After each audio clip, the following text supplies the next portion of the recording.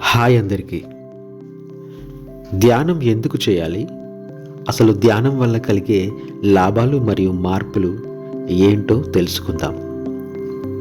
రోజు ధ్యానం చేయడం వలన శారీరక మరియు మానసిక అనారోగ్యాలు చాలా వరకు తగ్గించుకునే అవకాశం ఉంటుంది.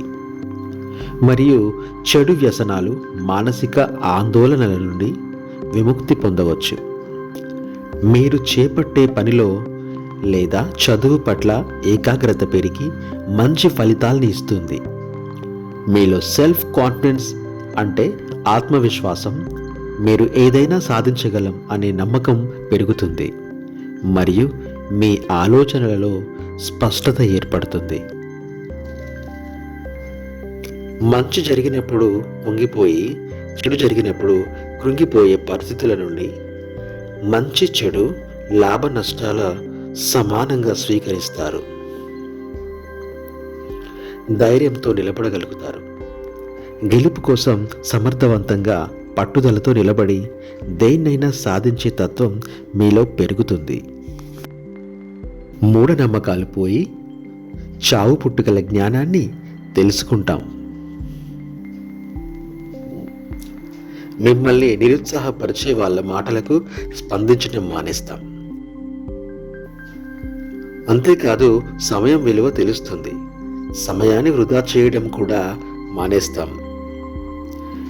ఇన్నాళ్ళు ఎంత సమయాన్ని, జీవితాన్ని వృధా చేశామో అర్థమవుతుంది. మనకి తెలియక చేసిన పొరపాట్లను గ్రహిస్తాం. నేనే గొప్ప అనే అహం పోతుంది.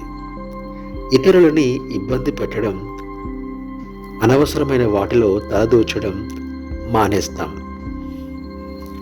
మనం చేస్తున్న తప్పేంటి, చేసిన పొరపాట్లు అన్నీ అర్థమవుతాయి.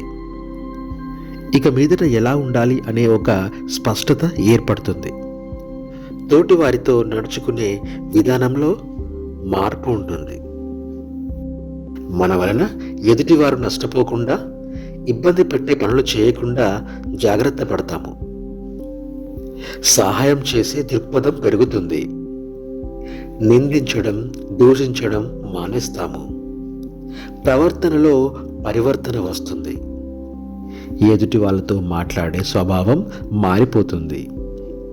ఆహారపు అలవాట్లు మారిపోతాయి. ధ్యానం మనం ఉన్న స్థితి నుండి ఉన్నత స్థితికి నడిపిస్తుంది. హింస నుండి అహింస వైపు, జ్ఞానం నుండి ఆత్మజ్ఞానం వైపు, మానవత్వం నుండి దైవత్వం వైపు నడిపిస్తుంది.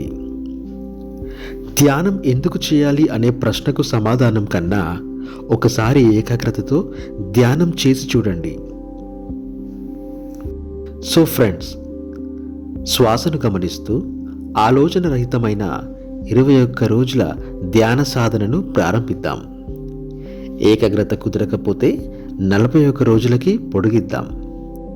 తప్పకుండా మంచి ఫలితాల్ని ఇస్తుందని ఆశిద్దాం. ఆ తరువాత సమస్తం మనలోనే ఉన్నాయని అర్థమవుతుంది. కొత్త మార్పుని చూస్తాం. అన్నింటికీ సమాధానం దొరుకుతుంది. ఆ తరువాత ప్రశ్నించడం మానేస్తాం. సో ఫ్రెండ్స్, ఇంకెందుకు ఆలస్యం, ఈ రోజు నుండే మొదలు పెడదాం. రోజులో కనీసం 2 గంటలు కేటాయించి ఉదయం మరియు సాయంత్రం ధ్యాన సాధనను ప్రారంభించండి. అద్భుతమైన ఫలితాలు గమనిస్తూ ఆస్వాదించండి. మీ జీవితం ఉన్నతంగా మార్పు చెందాలని కోరుకుంటూ సెలవు తీసుకుంటున్నాను. మరియు మీ అమూల్యమైన అభిప్రాయాలను కామెంట్ రూపంలో తెలపండి. Thank you.